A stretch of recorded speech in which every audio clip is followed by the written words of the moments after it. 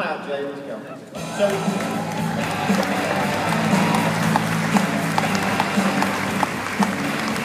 that's awesome. You have your own music. That's awesome. I need to get mine. All right, so we thought we would do is take about 15 minutes this morning, and before we jump into anything else, we'll talk about the market. Is that okay? Yeah. All right. So, what we want to do is kind of walk you through. Think of this as your third quarter update of what's going on. And then we'll check off on ourselves at family reunion. Fair enough?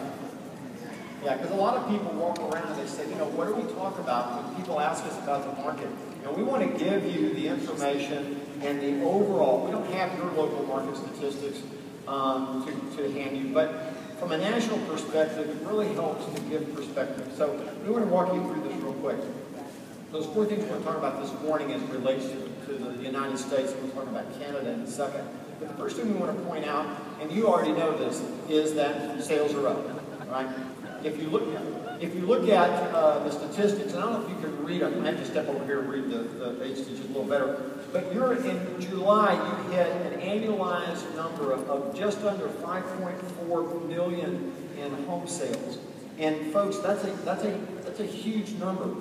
Again, we want to give you perspective, and these are the slides that will be up on Agent Mountain that you can download. And these are some that you definitely want to show to buyers and sellers to give them just a quick overview. And that's why we do this, so that you get the language as well. How are we talking about this? And I want you to notice that. Well, when was the last time that we saw this kind of number?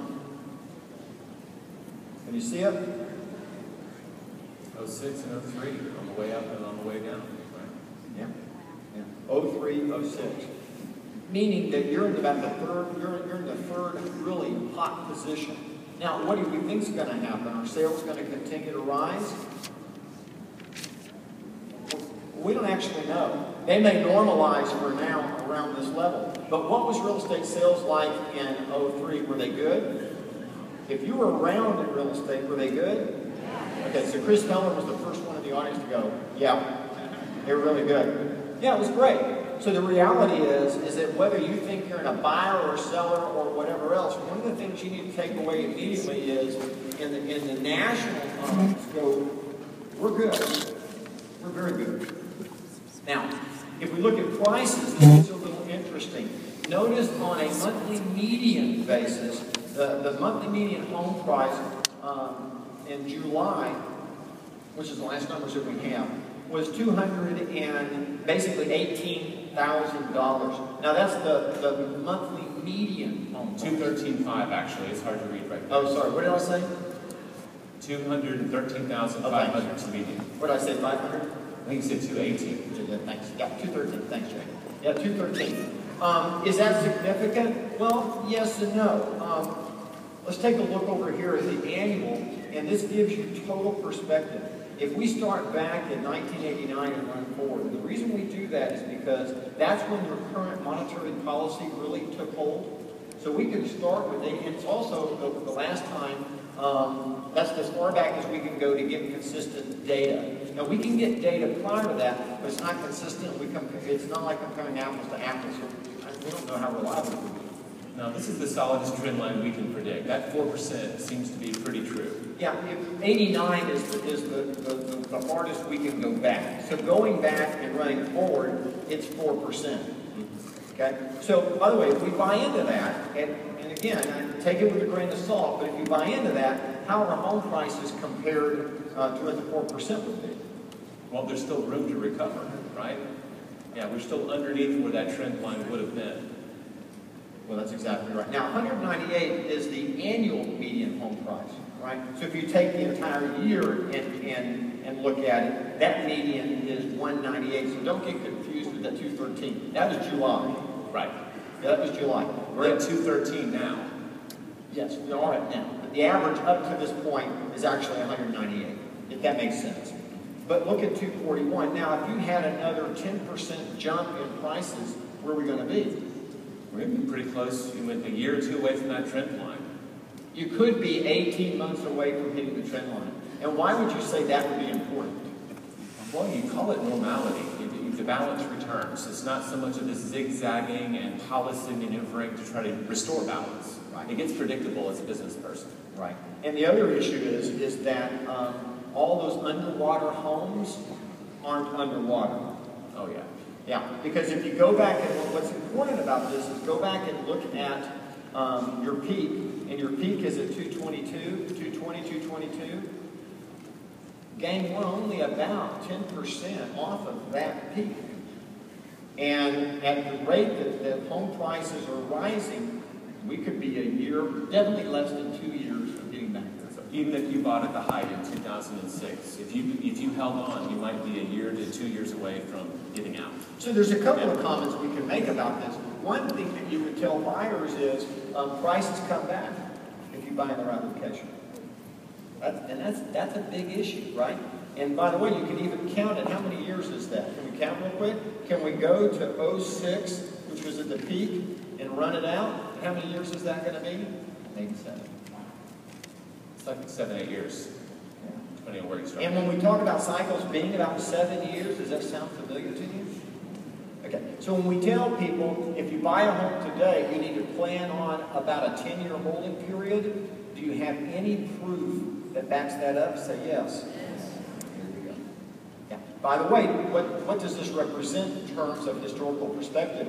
This drop, remember, occurred in the second worst economic times that the United States has experienced since the Great Depression. Right? And it looks like we're going to come back up in about 7 to 8 years. We don't know, but it's already coming back up. Okay? Now, mortgage rates. This is getting interesting, isn't it? For those of you who don't have perspective on the real estate industry, this is historically low. Now, the first thing we want you to see here is that we go to 06, and you can see the drop. But you can also notice now, just this year, we've gone up about 1%. And what does that translate to in terms of affordability? Well, in the U.S., on a 30-year mortgage, if interest rates go up 1%, that's a 10% increase in the monthly cost of the home. So it's like a 10% price increase in terms of affordability. Yeah, or a 10% drop in affordability. Yeah, don't panic. Take a look again at perspective. And Jay will hit me when I say this, because every time we're together and we show this, I can't help myself, right? I immediately point out that I got into real estate in 1980, 1979. And I always just say that because I got in historically the highest interest rates ever recorded in the United States. And that's when I got into the industry. And remember, again, in Texas, we had usury, so you couldn't pay the 18%, 17% interest rates. You couldn't pay above 10%. So I'm going on listing appointments asking sellers to pay 14 discount points. I had one seller pay 16 discount points. Yeah, that's a little different than your client. Okay? Just understand that my perspective as I came out was that every market has its pros and its cons. So don't ever get locked into it. Is it a good time? It's all relative, to be honest with you. It's all relative. Right now, you're at an all-time low. Is that going to stay that way? No, and you don't want it to. Why? Why do you not want it to be this low? What happens to the economy? What's going on if we're this low?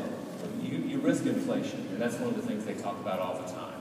So, that historical average, if you go back again to that 1989 period, is maybe like 7 to 10%. I think 8.5 is what we pegged it at. That's what we put up here. We're about half of that right now. So it needs to move up to be heading back towards that balance. And this is the slide you show a buyer and you say, look, the historic average is 8.6. Because people immediately look up and say, well, and I had this happen. In my sales career, where people sit back and say, well, I'm just going to wait till it comes back down or whatever. Well, you got to understand something. There's two equations to affordability. One is going to be the price of the home. The other is going to be the cost of money if you borrow. And how dumb did people look when they were talking about an interest rate of 18%, but the home price was $36,000 in Austin, Texas? And how dumb did you look sitting around going, well, I'm just going to wait till interest rates come back down. Sure, they came back down, but what did the price of the home do? Exactly. Yeah. So it's going to go back up. Don't panic. And they needed to go back up because why? Because banks don't really want to lend long term at these rates. The people that put money out there look at these rates and go, I'm going to wait. So what you're going to see, the trade-off is going to be, you're going to see the easing of credit. You're literally going to see the easing of the availability of